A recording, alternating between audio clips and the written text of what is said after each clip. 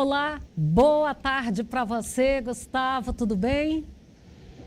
Boa tarde, minha amiga Fabélia. Boa tarde para sua audiência aí no Sucesso do Campo. Ó, nós aqui outra vez, né, Fabélia?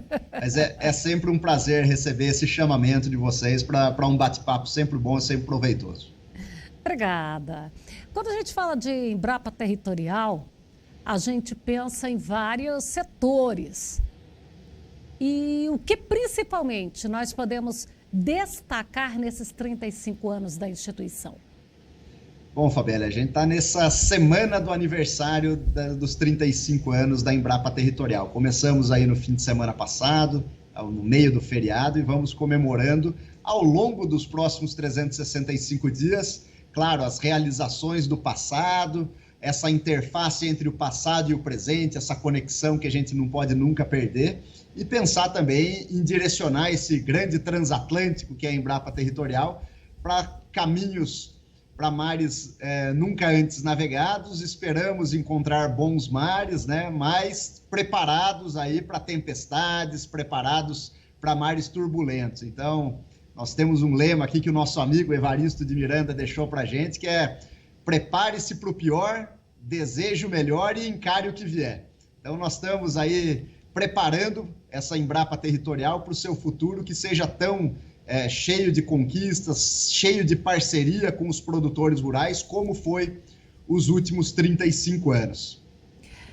E quando a gente fala desses 35 anos, a gente tem dentro da Embrapa Territorial um trabalho muito específico no que se refere a ter ali a pesquisa real do uso do território brasileiro.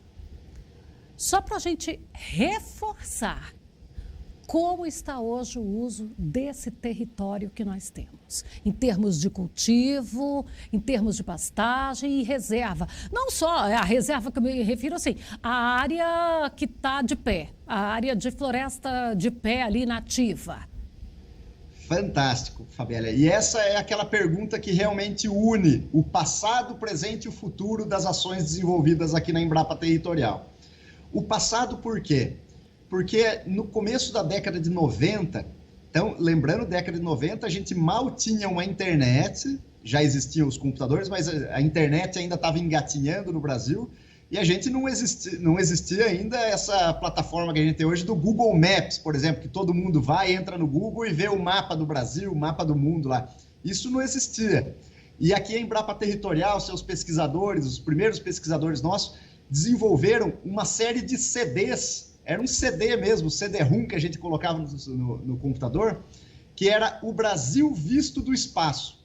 Era uma série de sobreposições de imagens de satélite que dava para a gente ver o Brasil, as regiões, os estados e os municípios brasileiros com imagens de satélite com a melhor resolução que existia lá na década de 90.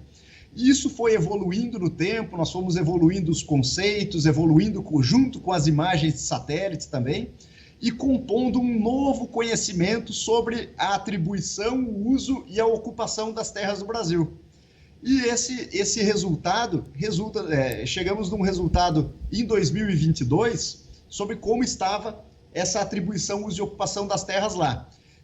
A grosso modo, a gente vê que 66,3% do Brasil é de áreas verdes, dedicado à proteção, à preservação e à conservação da vegetação nativa, dos recursos hídricos, da biodiversidade da fauna, de toda a biodiversidade de flora e também dos nossos recursos minerais. Então, são 2/3 do Brasil dedicado ao Brasil verde, protegido ou preservado.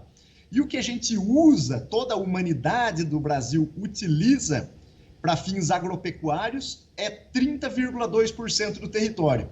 E mais 3,5% do nosso território para grandes infraestruturas de cidades, vias, rodovias, hidrovias e ferrovias, as infraestruturas de mineração.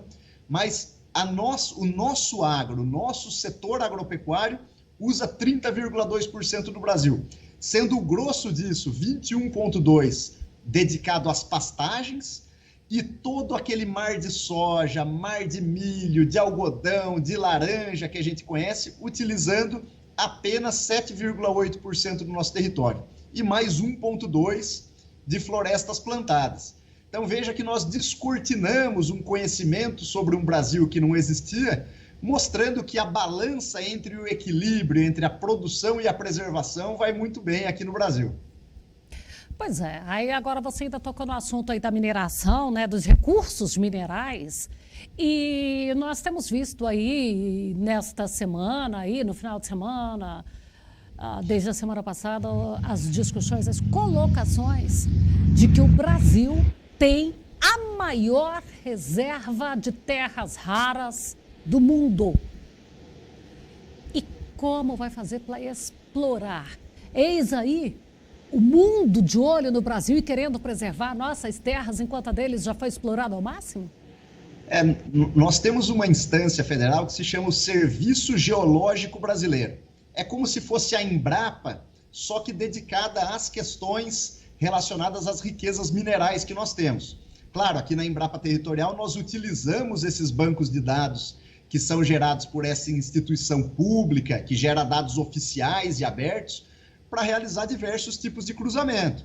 E a gente verifica que existe um enorme potencial geológico no Brasil para exploração de terras raras, como você mencionou, para metais preciosos também. Temos enormes reservas potenciais de petróleo, mas também algumas reservas com potencial de uso para a nossa agricultura, principalmente rochas fosfáticas, que são o insumo base para os nossos fertilizantes fosfáticos, e algumas reservas potássicas, principalmente ali nas regiões norte, ali na região próxima a Altazes. Então, nós estamos vivendo hoje discussões a respeito da exploração dessa área, que se encontra próxima a uma reserva indígena, mas que está caminhando com conversas para que possivelmente haja um potencial de exploração de fertilizantes potássicos nessas minas. São minas de difícil acesso, estão a mais de 800 metros de profundidade, mas que têm um grande potencial de gerar produção de fertilizantes aqui no Brasil,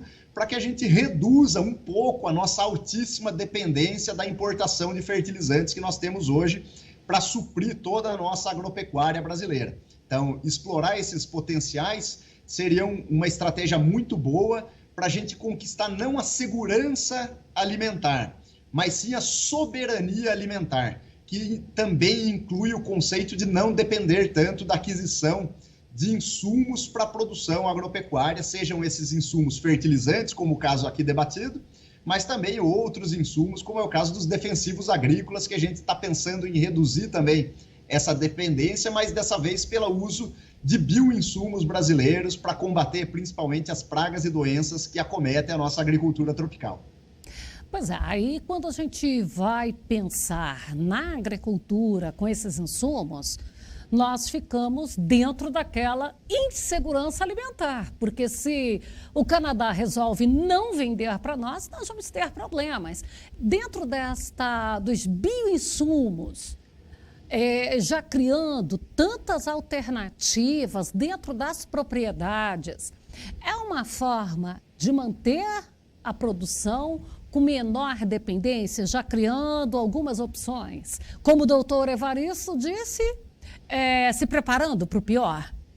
Exatamente, Fabíola. A gente tem que se preparar sempre para o pior, né? A gente tem vivido aí eventos extremos, vinculados ao clima, principalmente, e a gente precisa ter alternativas para conviver com esses eventos extremos, né?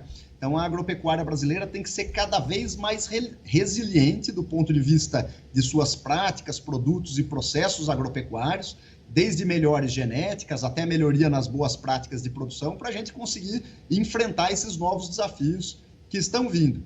Dentre esses desafios, existe essa prática da utilização de bioinsumos, que é utilizar micro-organismos, sejam plantas, sejam alguns compostos extraídos dessas plantas, ou até mesmo a diversa microbiota existente no solo, para que eles se tornem aliados da produção agropecuária. A gente cita um caso de um produto que a Embrapa tem hoje para enfrentamento a estresse hídrico, a déficit hídrico, que é o Auras, que é um bioinsumo extraído de plantas lá do semiárido nordestino e que agora foram selecionados para aplicação em cultivos comerciais.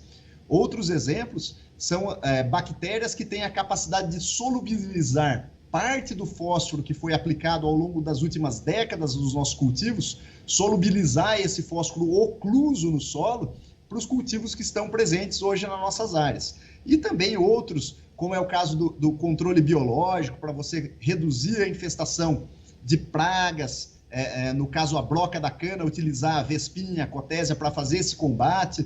Tem algumas doenças que estão sendo vinculadas ao controle biológico também, e dar esse novo leque de oportunidades para os produtores rurais. A indústria tem trabalhado de forma muito pesada para selecionar esses melhores micro-organismos e deixá-los disponíveis para os produtores, mas também existe uma vertente onde seja possível o próprio produtor, com o seu conhecimento, utilizando de boas práticas de multiplicação desses materiais, conseguir produzir os seus bioinsumos. Tudo isso em discussão em diversas escalas, seja na área da pesquisa, seja na área da legislação vigente no Brasil, seja nos fóruns entre indústria e produtores rurais, e a gente espera que todas essas discussões converjam para uma agricultura cada vez mais sustentável, que venha ao encontro daquela novo conceito da agricultura regenerativa, que além de todos esses bioinsumos, também lança mão do uso dos remineralizadores de solo, que são os pós de rocha, como uma alternativa ao fornecimento de nutrientes para as plantas. Então, nós estamos vivendo realmente uma transformação nessa nova agricultura no Brasil, cada vez com uma pegada mais biológica, e o ganho está atrelado, claro, ao produtor rural, mas também ao meio ambiente, que vai ter boas práticas à disposição para que a gente consiga uma agricultura cada vez mais resiliente e adaptada aos desafios que virão.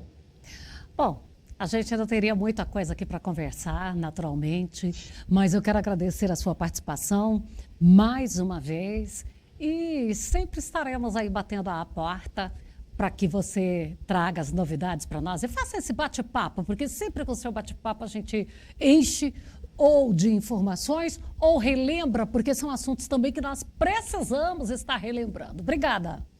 Eu que agradeço, Fabélia. Obrigado por esse espaço para a gente comemorar juntos aí os 35 anos da Embrapa Territorial. E o grande desafio que nós temos aí para os próximos 35 anos é seguir sendo relevantes para os produtores rurais. Então eu deixo um recado aí para a sua audiência, sempre procurem a Embrapa com qualquer problema, qualquer dificuldade que vocês estejam passando aí no seu sistema de produção. Contem com as unidades da Embrapa dispersas em todo o território nacional e contem sempre aqui com a sua Embrapa Territorial, que está sempre ao lado do produtor, para a gente conseguir aumentar a nossa competitividade e sustentabilidade. Grande abraço, Fabélia. Obrigada, parabéns para você pelo trabalho, parabéns a todos os trabalhadores ali que já passaram ou que estão, aqueles que já construíram o primeiro tijolinho dentro da Embrapa Territorial, porque ninguém chega a decorar a casa sem ter feito pelo menos um pouquinho lá do alicerce. Então não tem jeito. Então a gente quer aqui deixar o abraço a todos os servidores da Embrapa Territorial,